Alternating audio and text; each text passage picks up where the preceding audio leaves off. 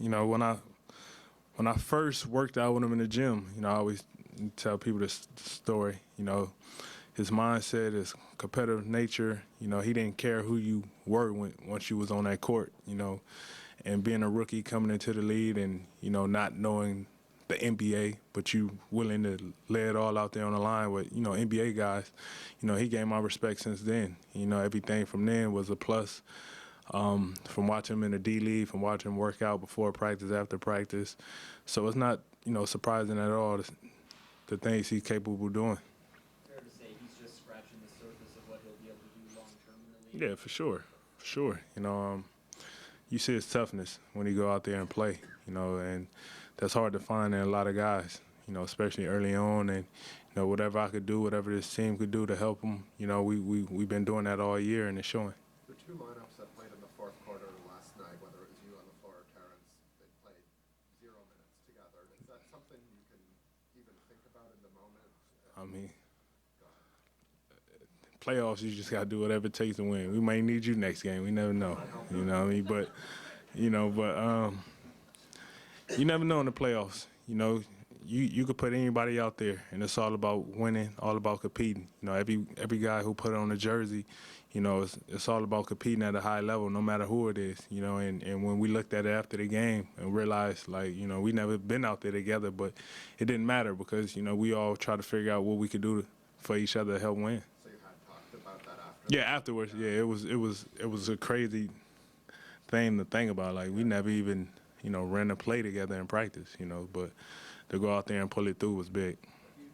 You've had confidence in yourself the whole series that things would finally turn around and start making shots. What was last night like for you to have that big game? I mean, it's not surprising. I think just me being older, maturing, going through a lot basketball-wise. I never got frustrated. It's easy to complain and make excuses when things not going your way, the previous games. But I know how hard I work, how much I put into the game, and I'm not who I am for no reason. And I knew it was going to come. It's all about being patient, and when my team needed it the most, and it came through. DeMar, just watching it seemed was it my imagination, or did you just seem to be dribbling less? You'd come off the screen. Yeah. Yep. I think it was just more, I got to give credit to the bigs, too, as well, and a lot of the smalls. A lot of times when I got the ball, it was more reaction if I needed them or not. If whatever way I was going to go, I was just going to go. I didn't hesitate. I didn't try to hold the ball too much. Either I was going to make a play or try to get to the basket or get to my spot, and it kind of worked. I think we all kind of played like that last night. And especially, Biz seemed to be setting the screens a little higher, maybe. Yeah. There seemed to be a lot of room in behind, like that trip play penetrated and pushed it to Corey. Yeah. Did you see more room back? Yeah, the bigs done a great job finding the right angle. A lot of times when you set screens, it's about the angle you set it at, so we could get a downhill motion to try to get space. And the bigs did a great job with that last night. What was it like for you to hit that three? You guys, I think, are tied. And then you and Corey calls it up. And you guys get that. I knew Cal was going to pass it to me the whole time when he was going to drive, and I just told myself whenever it was going to come, just be ready. Just be ready. You really don't think about it, until afterwards. You just got to be ready for the moment. That isn't a normal wasn't a normal spot for you for most of your career. Mm-hmm. From the wing, you've been more comfortable with corner threes. How have you kind of worked to make that something you're comfortable taking? I mean, I shoot them. A lot of shots, even the shots I don't take, I still work on them. I still work on them so I could be comfortable for them whenever they do come. Because you gotta be ready for it. Like a moment like that, you just gotta be ready to be able to shoot that shot and be comfortable with it. You guys normally start the second quarter with Kyle and the reserves out there. Yesterday it was you on the floor, and I think in that 3.5-minute stretch with Paul on the bench, you scored eight points. How big was that sort of adjustment to have you out there at that time for, I guess, your confidence in getting your rhythm back? I mean, it was big. I think we did that a lot last year where I started. I'd come out early in the first quarter and start the second quarter. But last year I played so many more minutes. So this year my minutes was adjusted. So we just try to revert back to that so I could try to get a quick start in that second quarter with that second group, and it worked. What's the preparation have to be like now going into Game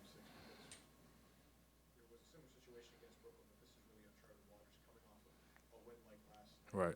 being able to use whatever cliche you want, bottom out of motion, take momentum, what has to be the key preparations of the next 36 hours? I mean, it's not about X's and O's. It's about the mentality. Once we leave tomorrow, get to Indiana and understand that, we got to fight like hell to make sure, we're not going back home to play another game. And it's I told all the guys, we really got to treat it like it's our last game. If we go in there understanding, having that feeling and that emotion like it's our last game, we should be fine. You're obviously happy with the win, but is there a sense of you're kind of playing with fire, giving up 90 points in the first three quarters, can't afford to do that again? Yeah, most definitely. Most definitely, we got to clean that up and understand, how we played in the fourth quarter. Now we got to bring that intensity for 4 quarters, this next game. And we have to from out the gate. We can't dig ourselves a hole and, expect to, fight back out of it. We got to play 48 minutes of hard-nosed basketball, especially on the defensive end. Was it kind of an unusual film watching experience, just seeing how the game totally changed in the fourth quarter? I mean, every game has kind of been different, That's the approach. Every time we watch film, we look at it in a different way every single time. Last game they started, 2 games ago they made an adjustment.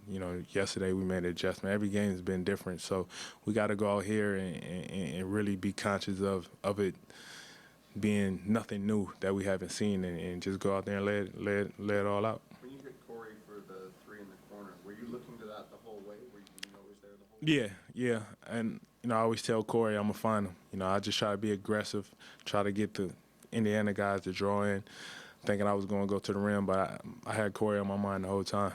The series has been so up and down. Do you have a good feel now for what mentality, what approach you guys are going to have for Game 6? I mean, it's some nights you can come out and Right. you've won the physical battle, and other nights you haven't. I Do you love- have a good feel now? Yeah, I think we just got to get back. We got to take away the transitional opportunities, get back on the defensive end, and we be fine. If we do that the whole game, give ourselves an opportunity to play half-court defense, we'll be fine. DeMar, there's probably a reason, a lot of us aren't playing pro sports, but is it really true that after game 4, when you had such a rough outing, and after game 5, you played great, that you sort of feel the same? Is there not a change in how it's going? Yeah, you can't, especially being in the league, for a while now. You really got to stay level. You have to, because it could always change that quick. Anything can happen. So you got to stay humble, stay mellow, and understand. You have another opportunity to do more of what you did. Not about how great I played. I'm still looking at things I could have did better last game, that I could do better this next game. That's how I treat it. So you don't beat yourself up or kind of get down or anything like that? I beat myself up from the standpoint of, if I'm letting my teammates down, I hate that, but when it's come to anything, me personally, I really don't beat myself up. Kyle didn't have a huge scoring night, but what do you think of the plays he made in the fourth quarter? Man, that's Cal, man. Cal, that's one guy who's going to figure it out. He always going to figure out how to do something that's going to impact the game. And that's what he did last night, especially in that fourth quarter, making big plays. It may not show with the points, may not show on the stat sheet, but it's a lot of things that Cal do to help us to victory every single night.